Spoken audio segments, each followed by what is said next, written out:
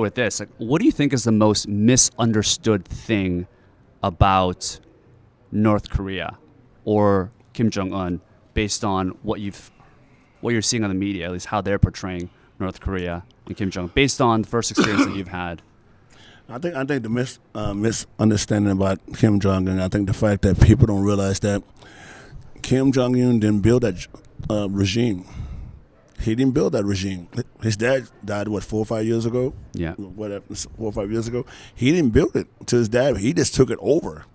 He just took it over. He just following the lead. I mean, he just followed his father's footsteps.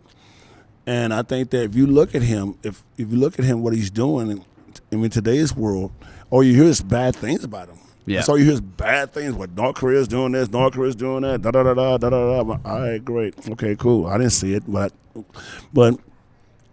he's actually changing his culture. He's actually changing the culture over there. He's actually changing a lot of stuff over there, as far as like how they're living, and they keep saying that, but he's starving the people. He's doing this, he's doing that, which I didn't see that. Right. But it probably is happening. But a lot of countries like that. But I think it's misconstrued, the fact that they say he this tyrant, this tyrant, But like I said, I don't have eyes back of my head 24/7. But what I saw, he was very gentle, very cool, very understanding. We had a blast with each other every time I go over there. Yeah. And did you guys party together? Or? We did that.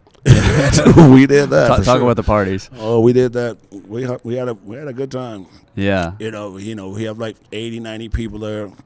Well, we had a good time playing that one game, this shot game, this vodka game, and we have these vodka bottles about this high. It's about like 50 bottles of vodka around the table. Is it like North Korean vodka? Oh, whatever. I had Rodman vodka. I took my vodka over there, and we drank that for like a day. And then we had tequila one day. We had this other stuff one day, but they like to have fun too. But in their own little way. But but when they do it, it's like, whoo, Russian roulette. It's like, damn, they have a good time. Can you drink Kim Jong Un? No, he really don't.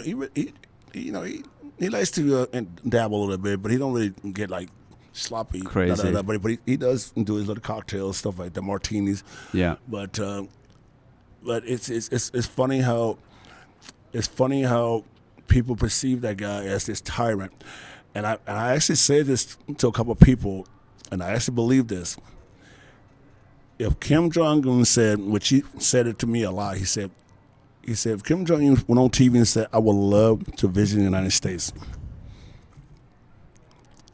I've said this to people. I said, if that kid comes over here to the United States, he'll be the most famous person on the planet Earth. Isn't he already one of the most? I'm just saying, people will look at him like, wow, that's actually him. Right. They want to think about killing this guy. They were like, wow, that's actually him. You're saying people would embrace him? They would embrace him, man. I mean, wow. They would embrace him. People think I'm stupid and crazy. I say, yeah, you would. You embrace that little guy right there, because it's like, how does that little guy right there have that much power in the world? You think he just like woke up, and because of the fact that his grandpa, of course, right, had the first regime, and then his dad, you think he just like woke up one day and like when his father passed, he's like, shit, like now I have to, like, do you think he doesn't even want to? Like, do you think he just wants to? I don't think he wants to. I don't think he wants to. His brother, they said he killed his brother. His sister did, or something. And his sister, she's just there. I mean, she's pretty much in the regime, but she's like, whatever. But I'm saying, but then all of a sudden he's the young one. He says, okay, great, you take it. And that's how I look at it, because to me, when I see him smiling and talking about when he was a kid in Switzerland and stuff like that, it's like this little kid didn't want to be this person. He didn't even grow up in North Korea. He never grew up in North Korea, so it's okay, great. You're going to come on one day, 32 years old, and you're going to lead this country that people hate. Yeah. And you got to sit there, and you can't go to America, and you can't go to other countries, and da-da-da-da. So it's like, okay, well, you want this job? I probably would have said no. If I was him, I would say, oh, hell, I don't want this shit. You think he just wants to be accepted? I think in time, I keep saying in time, he's going to be accepted around the world, just because I look at the history books. Look at the history books. We still talking about fucking Hitler, and everybody liked that fucker. We talking about all these other fucking Julius Caesar. We still like that motherfucker, right? We still like that guy. That guy was fucking nuts, right? I don't know if anyone likes Hitler. I'm just saying, but it's like that it's just that word Hitler, not what he believed in, but it's like, wow, Hitler, that motherfucker. It's more like, oh, okay, great, more of a figure, Yeah. in leadership around the world. You know, it's like, and like Julius Caesar, you know, Right. Caesar, he was gay as hell. He was gay? He was really gay. He was really gay. Okay. You didn't know that? I didn't know that. You didn't know that? Look at your history books. But I'm just saying, but either one, say all the leaders in the world, all the past leaders in the world, like 20 years ago, all the leaders in the world, you put them all together right there. Yeah. Put them all together. We always talk about them. Right. We make movies about them. Right. We make movies about these people.